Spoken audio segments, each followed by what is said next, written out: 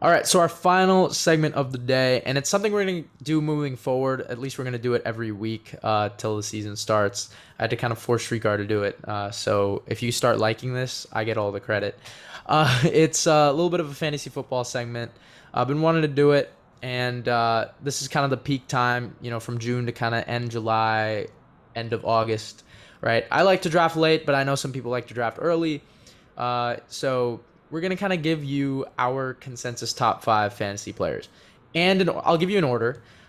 This is just, I guess, my 5 and Srikar's 5. Spoiler, I kid you not, we didn't even think about it, or we did it separately, and it's the same 5. I think we just have a slightly different order.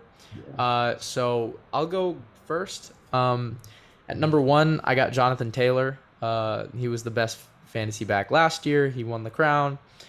And what was there not to like? And it was crazy because he started slow till like week 4, and then he just bursted. Like, he went crazy. I believe he had 20 touchdowns and over 2,000 scrimmage yards, of course. He kind of had that like Derrick Henry like season that he had, that he's been having for the last 2 years. The thing is, Derrick Henry was having it as well for the first half of the year until Jonathan Taylor really surpassed him, partly because he was hurt.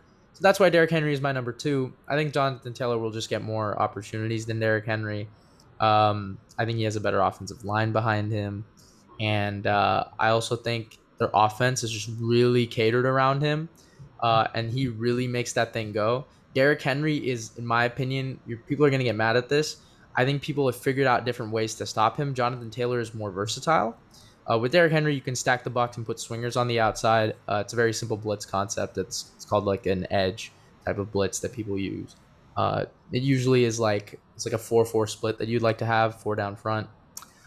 With Jonathan Taylor, you can't really do that because he's quicker off first run, or like when he touches the ball. So yeah, I got JT at 1, I got Henry at 2. At 3, I got my guy Cooper Kupp, my little Cooper Kupp. Man, it's crazy to just see how far he's come and become, just an absolute star. Best receiver season of all time, in my opinion, last year. I think he's going to, continue and do the same type of stuff. Even though Allen Robinson is there, I think I don't think he's going to be as productive as, Robert Woods kind of was, or Allen or OBJ. I think he'll probably be in that mix, but just not maybe the same as those guys. So I think Cooper Kupp's just really going to thrive. And I think with Allen Robinson taking the top off of some of the defenses. At 4, I got a guy that I've always loved, and I know he went to Stanford, go Cal Bears, but it's Christian McCaffrey. Love that dude, and I really hate the slander that goes towards his name, and it really sucks because 2 straight injury years have just people just forget that he was a 16-game running back for the first 3 years of his career. Never got injured at Stanford. But yeah, I got him at 4. I think even coming back, he's still one of the most valuable and productive backs in the league. Yards per play dipped by 4 when he got injured after week 3, which is crazy to me. And then at number 5, I got my guy who I was just all in on last year, and now I think people are all in on him, Austin Eckler. One of 2 running backs with, I believe, 20 touchdowns last year. Yeah. So I'm all in on him. I think at number 5 is a good spot. Just because I think Keenan Allen and Mike Williams have really established themselves as those 2 receiver dudes. And I know the Chargers are kind of looking for that number 3, so maybe they'll kind of throw a little bit more towards the F in their offensive scheme. But Eckler is crazy outside the numbers, in between the tackles. He's just all around great. He'll be that 1-yard touchdown running back that you can rely on. So he's my number 5. Yeah, so as Anish said, we have the same players, different order. 1 and 2 are the same. I got JT at 1.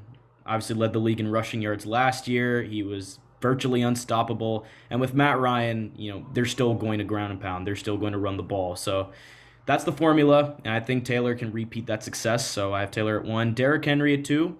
When he was on the field, he was on a tear. So I'm not going to, discount him just because of 1 year where, he had an injury. So also, people also bring up the playoff game for the last 3 years now. It was like 60 yards against the Chiefs. He really got stuffed. The Ravens game, they killed him with those swingers that they threw. He was bad. And then in the playoff game against who did the Titans play? The Bengals. Yeah, he didn't look the same. Yeah, but Fantasy's not in the playoffs. There's going to be defenses that won't be able to stop him in the regular season. So I'll have him at 2. At 3, I'm going to go with CMC. And I'm going to have Eckler at 4. Now, you might be wondering, why is CMC over Eckler? CMC's been hurt. Well, Eckler's been hurt too. Literally in 2020, he got hurt. So there's no, big jump in a health factor between CMC and Eckler. And when they're on the field, I'm taking McCaffrey over Eckler too. So Right. Mm-hmm. I go McCaffrey 3, Eckler 4. But that doesn't mean I'm not excited to see what Eckler. I mean, Eckler is going to be a beast this year. So number 5, I'm going to go Cooper Kupp.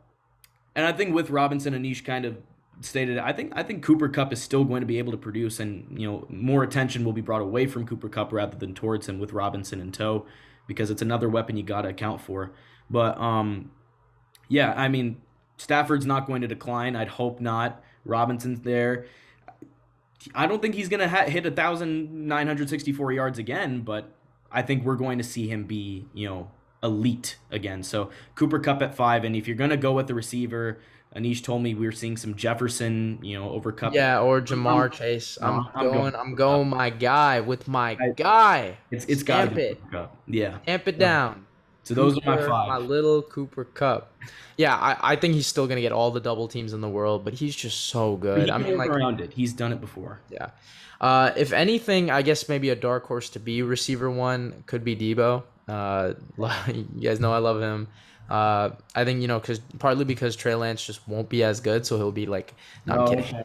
He'll be used. Like, I feel like they're still going to use him in the same role that, made him such a well-known household name last year. We'll see. I mean, Justin Jefferson, I think, finally has usurped Adam Thielen as like Minnesota's top X. So he'll get, way more targets than, because last year Thielen was low-key getting more targets than him to start the year. And then Jefferson just blasted off towards the end. But obviously, those two are definitely in the conversation for receiver 1. Devontae Adams has still got to be up there. And Tyreek Hill, for all these people that think Tua is going to decrease his numbers, you really just have no clue how football works. You are a media writer and someone who is driven off agendas. Watch football, learn some schemes, and then you'll see that Tyreek Hill will probably thrive in this, maybe even more than Kansas City. I won't go that far, but it could happen.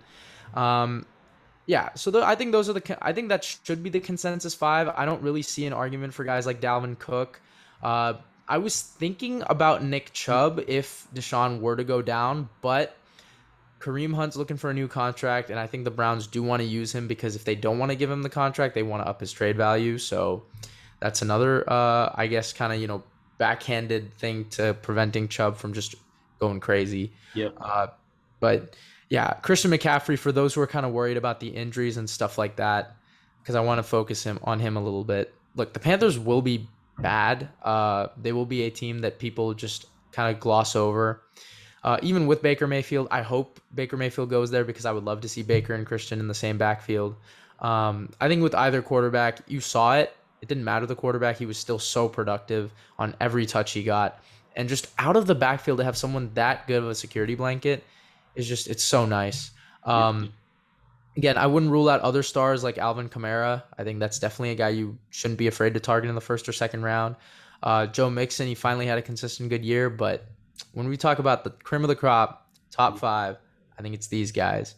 So yeah, I think we're in consensus on that, which is pretty crazy. The fact that we didn't even talk about it and our 5 were literally the exact same. Yeah. Yeah. So, I mean, but let us know in the comments if you think anybody really deserves it over these 5. I'm willing to listen. I just don't think there really is a case from what I've deduced. But throw it out there, and I guess we'll see as time goes on. But with that being said, thank you guys so much for watching this episode.